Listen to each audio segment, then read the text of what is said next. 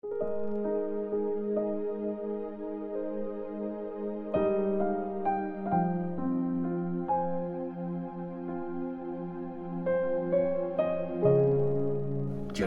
chapter 9. Sana naging balo ng tubig ang aking ulo at fountain ng luha ang mga mata ko, para araw at gabi may mailuha ako para sa aking mga kababayang nasawi.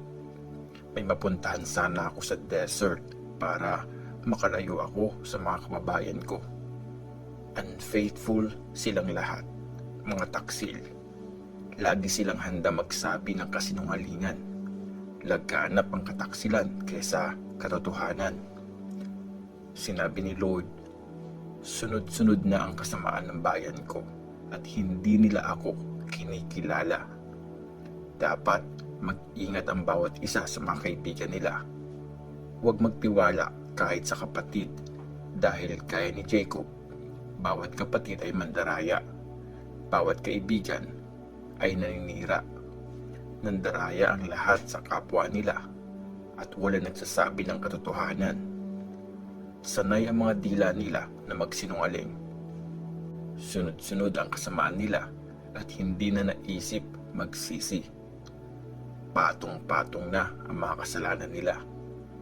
Di sila tumitigil sa pandaraya at pang-aapi. Kahit si Lord, di nila kinikilala.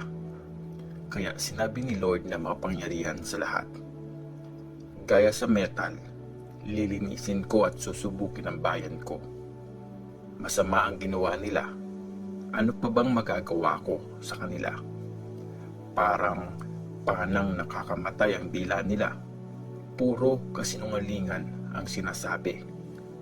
Mabait makipag-usap sa kapwa, pero ang totoo, may plano silang masama. Diba, dapat ko silang parusahan dahil dito? Diba, tama lang na gumanti ako sa kanila? Akong si Lord ang nagsasabi nito.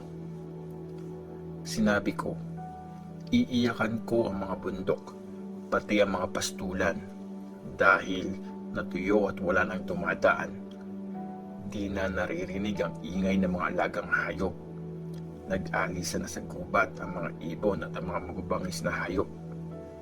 Sinabi ni Lord, gagawin kong isang malaking tambak na guho ang Jerusalem at maninirahan doon ang mga asong gubat. Magiging desert ang mga cities ng Judah, kung saan walang maninirahang tao. Nagtanong si Jeremiah, bakit po nawasak at natuyo na parang desert ang lupain, kaya wala nang dumadaan? Sinong matalino ang makakaintindi nito? Kanino mo po ito in-explain para masabi naman niya sa iba?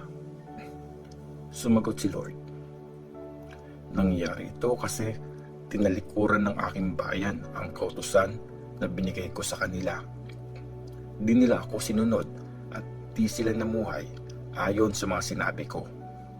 Instead, naging matigas ang ulo nila at nag-worship kay Baal gaya ng tinuro ng mga ancestors nila. Kaya akong si Lord na makapangyarihan sa lahat, ang Diyos ng Israel ang nagsasabi nito. Papakainin ko ng pagkaing mapapait ang bayang ito at papainumin sila ng tubig na may lason. Ikakalat ko sila sa mga bansang di nila kilala o maging ng mga ancestors nila. Magpapadala ako ng mga army laban sa kanila para wasakin sila ng tuluyan. Humingi ng tulong ang mga taga-Jerusalem. Sinabi ni Lord na makapangyarihan sa lahat, pag-isipan niyo ang mga nangyayari. Tawagin niyo ang mga babaeng taga-iyak, mga expert sa pagkanta sa mga lamay. Sinabi naman ng mga tao, madaliin niyo silang magluksa para sa atin hanggang sa pumatak ang luha mula sa mga mata natin at mamaga ang mga mata sa kakaiyak. May naririnig na pagkadalamhati sa Zion. Katapusan na natin. Napakalaking kahihiyan nito. Umalis na tayo sa lupain natin kasi kiniba na ang ating mga bahay.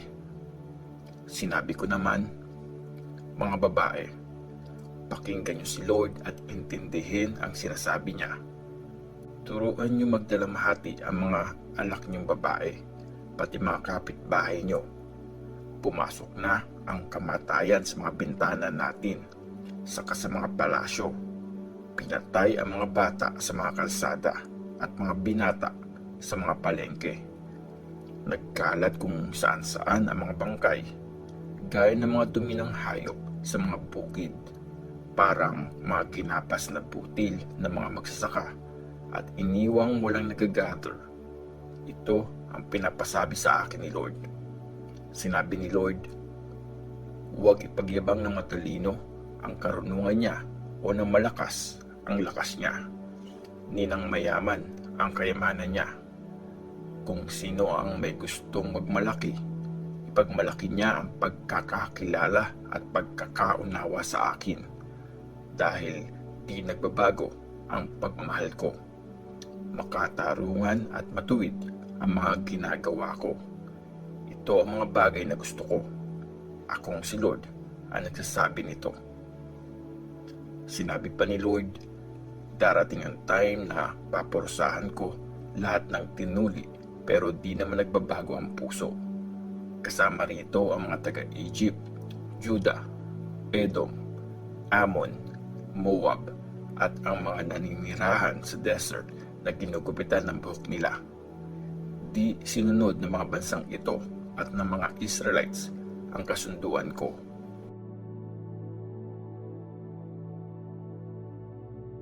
Jeremiah chapter 10. Mga Diyos-Diyosan at ang Diyos na buhay. Mga Israelites, pakinggan niyo ang sinasabi ni Lord sa inyo. Sabi niya, huwag niyong gagayahin ang ginagawa ng ibang bansa. Huwag kayong matakot sa mga kakaibang signs na nakikita sa kalangitan, kahit na kinakatakutan ito ng mga bansa. Walang kwenta ang nakasanayan ng mga taong ito. Pinutol ang isang puno sa gubat, inukitan ng magaling na taga-ukit, nilagyan ng gold at silver na decoration para di bumagsak, tinikitan ito at pinakuan. Ang mga Diyos-Diyosang ito ay gaya ng mga scarecrow sa gitna ng bukid. Hindi sila nakakapagsalita. Kailangan pang buhatin kasi di sila nakakalakad. Huwag niyo silang katakutan dahil di nila kayang gumawa ng masama at di rin naman makakagawa ng mabuti. O Lord, wala kang katulad. Makapangyarihan ka. Dakila at powerful ang pangalan mo. O hari ng lahat ng bansa, sinong di matatakot sa iyo? Karapat dapat kang i-honor. Walang makakapantay sa iyo. Kahit na ang mga matatalinong tao sa mga bansa o kahit sinong hari nila. Mga hangal at wala silang alam. Anong matututunan nila sa mga Diyos-Diyosang kahoy? Binalutan ng silver ang Diyos-Diyosan nilang galing sa Spain. Mula naman sa Ufas ang gold nila. Ginawa ng mga mahuhusay na panday. Tinamitan ng kulay violet at purple na ginawa ng mahuhusay na mananahi. Pero si Lord ang totoong Diyos, ang Diyos na buhay at ang walang hanggang hari. Lumilindol ang mundo pag nagagalit siya. Di nakakatagal ang mga bansa sa galit niya. Ito ang sasabihin niyo sa kanila. Mawawasak at mawawala sa mundo ang mga Diyos-Diyosang hindi naman nag-create ng langit at lupa. Kanta ng pagpupuri sa Diyos. Ginawa ni Lord ang mundo gamit ang power niya. Gamit ang karunungan ni Lord, tinatag niya ang mundo at nilatag ang kalangitan dahil sa talino niya. Sa utos niya, umugong ang mga tubig sa kalangitan. Mula sa dulo ng mundo, napagsama-sama niya ang mga ulap. Kaya niya magpakidlat na kasabay ng ulan. Nagpapaihip siya ng hangin mula sa taguan nito. Sa harapan niya, bobo at walang alam ang tao. Napapahiya ang mga panday sa ginawa nilang Diyos-Diyosan. Kasi peke ang mga ito at walang buhay. Walang kwenta ang mga ito, gawa sa pandaraya. Wawasakin silang lahat ni Lord sa panahon ng kanyang pagpaparusa. Hindi ganito ang Diyos ni Jacob, dahil siya ang nag-create ng lahat ng bagay at pinili niya ang Israel para maging bayan niya. Lord na mapangyarihan sa lahat ang kanyang pangalan. Ang darating na pagkabihag. Mga taga-Jerusalem na napapaliputan ng kalaban, i-gather nyo ang mga gamit nyo. Sa takdang panahon, ipapatapon ko kayo sa ibang lupain. Papahirapan ko kayo hanggang sa wala nang maiwan sa inyo.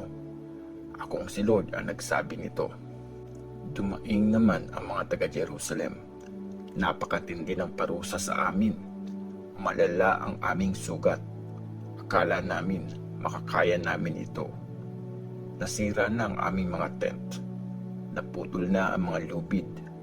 Wala na ang aming mga anak at hindi na makikitang muli. Walang naiwan para mag-ayos ng mga tent. Wala na magkakabit na mga kurtina. Sumagot si Jeremiah. Hangal ang mga leaders namin. Di sila nag-consult kay Lord. Kaya di sila nagtagumpay at nagsikalat ang mga tao. Makinig kayo. May dumating na balita. May kaguluhang manggagaling sa bansang nasa north. Ang mga sundalo nila ang wawasak sa mga cities ng Judah at magiging desert itong titirhan ng mga asong gubat. Lord, alam ko pong di hawak ng tao ang buhay niya at walang nakakaalam kung anong mangyayari sa kanya. O Lord, ituwid mo kaming bayan mo, pero wag ka po sanang maging malupit. Wag mo kaming parusahan pag galit ka. Baka yun na ang maging katapusan naming lahat.